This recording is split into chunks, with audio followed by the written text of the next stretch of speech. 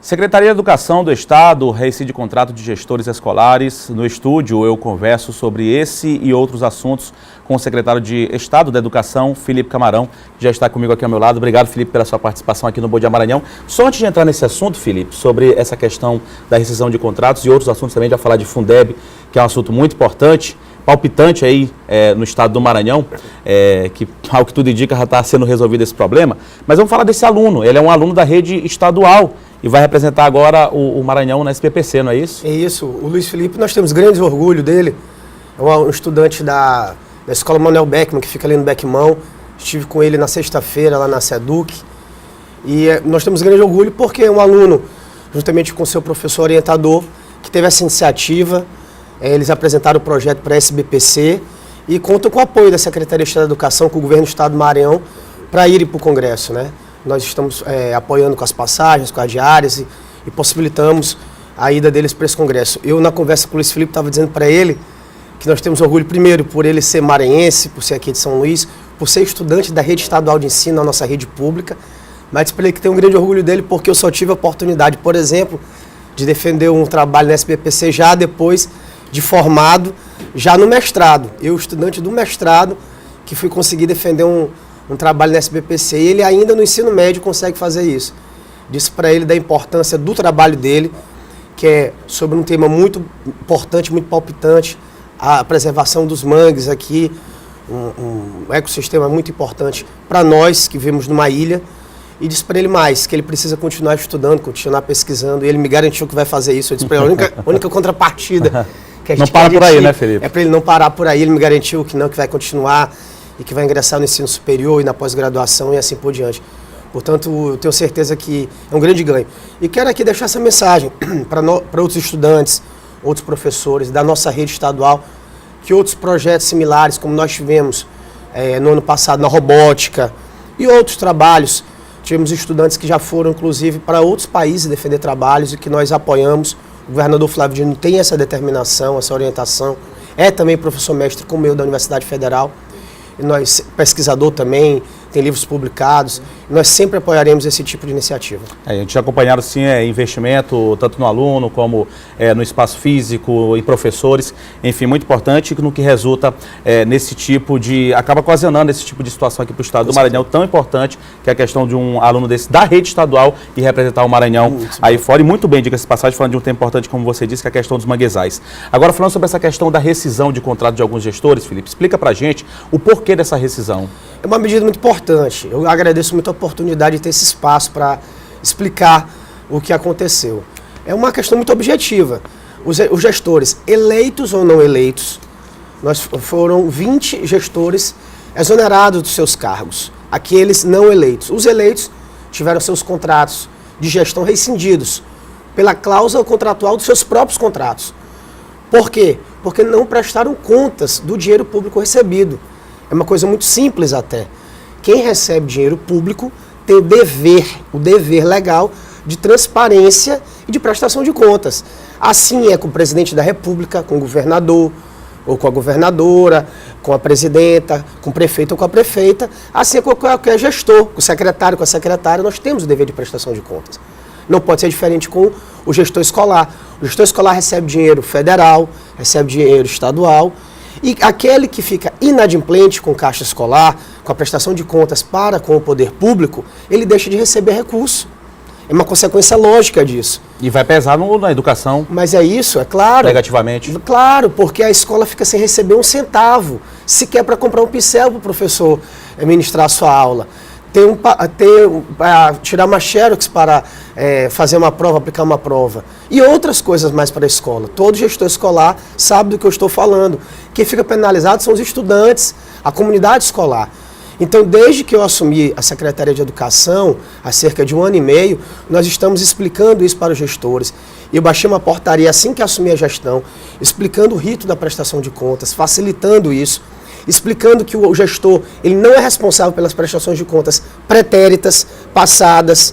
Basta que ele representasse o ex-gestor, e muitos sequer fazem isso, não querem se dispor com seus colegas ou com seus amigos, mas a gente tem que saber que na gestão pública tem que ser tratado tudo com impessoalidade. É assim quando o prefeito assume no lugar do ex-prefeito, por exemplo. Então a gente tem que tratar o poder público de forma pública, de forma impessoal e transparente, acima de tudo. Então depois de 1 ano e meio, com várias notificações, com muitos treinamentos, com cursos de mais gestão, inclusive, para esses gestores escolares, 20 gestores ainda não prestaram contas. Mas nós temos outros que estão sendo notificados e possivelmente também terão seus contratos rescindidos ou serão exonerados, independente de indicação política, independente de qualquer coisa. Nós queremos apenas que a gestão escolar seja bem feita e para o lugar desses gestores ou dessas gestoras serão nomeadas pessoas indicadas também pela comunidade escolar. A gestão democrática continua. Isso que eu ia lhe perguntar, até porque antes dessas escolhas, há um diálogo permanente com a comunidade escolar, não é isso? Com certeza, com certeza. Não será imposto nenhum nome. Isso é sempre dialogado com a comunidade escolar. Apesar de não ser feita a nova eleição, porque não está ainda no período, nós iremos consultar o colegiado escolar, nós iremos ouvir a comunidade escolar sempre dialogando, para não impor nenhum nome, para que não haja interferência política nessas indicações, mas indicações técnicas, porque essa é a orientação do governador Flávio Dino. Nós queremos fazer uma gestão democrática, dialogando sempre com a comunidade escolar, para, acima de tudo, manter as escolas funcionando bem. Porque depois nós chegamos numa escola, em qualquer cidade ou em qualquer bairro de São Luís, e há, eventualmente, uma reclamação. Olha, na escola falta isso, falta aquilo, é uma capina que falta. Um papel que o caixa escolar serve justamente para isso. Porque nós fazemos repasse periódico, permanente, não falta um repasse. Eu quero dar essa garantia aqui para os nossos telespectadores. Nós temos o dinheiro em caixa, temos a obrigação constitucional de fazer esse repasse e fazemos regularmente. E só não recebe dinheiro, só não recebe repasse o caixa escolar que está inadimplente ou que está com a prestação de contas irregular. E isso se dá justamente por aqueles gestores que não fazem a prestação de contas. De modo que nós fazemos isso por uma determinação legal, orientação do Tribunal de Contas, orientação do Ministério Público, e vamos continuar a fazer, porque este é o correto, inclusive para beneficiar a própria comunidade escolar. Secretário, agora mudando de assunto, Fundeb. Ontem teve uma reunião, em abril já havia a promessa de que não haveria corte, haveria o parcelamento. O presidente Michel Temer voltou atrás, a bancada maranhense se reuniu aí, se mobilizou rapidamente, deputados federais, senadores, todo mundo junto, com o que é mais importante, como deve ser, para justamente verificar essa situação do Fundeb para o estado do Maranhão. Como é que o senhor viu essa resposta que foi dada pelo governo federal e o senhor tem acompanhado toda essa situação? Eu quero aqui parabenizar a bancada maranhense, indistintamente, todos os deputados federais e os senadores, independentemente de lado político, porque marcharam unidos nessa causa para o bem do Maranhão. O que aconteceu foi o seguinte, o ajuste da conta Fundeb, ela se dá a crédito e a débito, como qualquer conta contábil, né? E no caso do Fundeb, acontece que 2 vezes por ano, basicamente, acontece esse ajuste em todos os estados. Mas o Maranhão, como Ceará, Rio Grande do Norte, por exemplo, nós saímos prejudicados nesse ajuste deste ano. Que foi, o crédito saiu em dezembro do ano passado, acho que algumas pessoas vão lembrar disso. Então os ex-prefeitos basicamente receberam o crédito e o débito ia cair na conta agora e caiu efetivamente na conta. O débito, né? Foi retirado 224 milhões de todo o Maranhão. Só nas contas do governo do estado foram 47 milhões de reais. Para as prefeituras, teve prefeitura que perdeu quase 10 milhões de reais de uma vez só. Então, ao dialogar com o governo federal, nossa bancada teve a garantia de que ia sair um ato legislativo que primeiro não ia tirar esse dinheiro, depois ia parcelar e no final não saiu nada disso. Foi retirado esse recurso. A bancada federal, juntamente com alguns outros ministros, conversaram com o governo federal e agora temos uma outra promessa, um outro compromisso de que novamente aquele crédito de dezembro do ano passado, que será ou que seria em dezembro deste ano, foi antecipado para a próxima semana. Então vai haver um débito de 224 milhões, mas imediatamente um crédito de 169 milhões para todo o Maranhão. Então vai haver uma espécie de compensação, né? É amenização.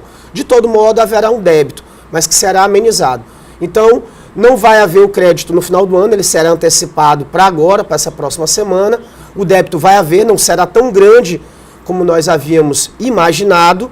Vai haver um prejuízo para todo o estado, para todos os municípios, mas aquele 100% de 224 milhões vai ficar em torno aí de 80%. Algumas prefeituras ainda serão prejudicadas, o governo do estado também será prejudicado, mas de uma maneira menor.